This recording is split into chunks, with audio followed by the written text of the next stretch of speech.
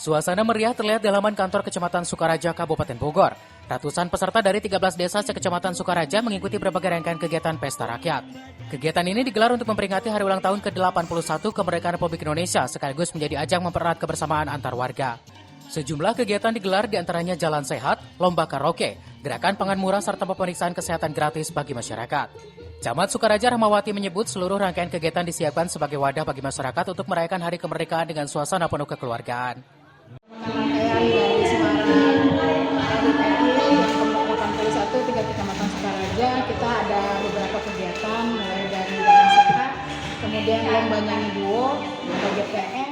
Melalui kegiatan Agustusan ini, pemerintah Kecamatan Sukaraja berharap silaturahmi antar warga semakin erat.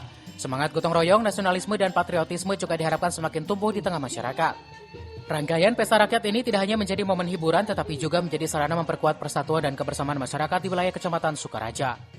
Dari Sukaraja, Kabupaten Bogor, Suhanda Abriji melaporkan.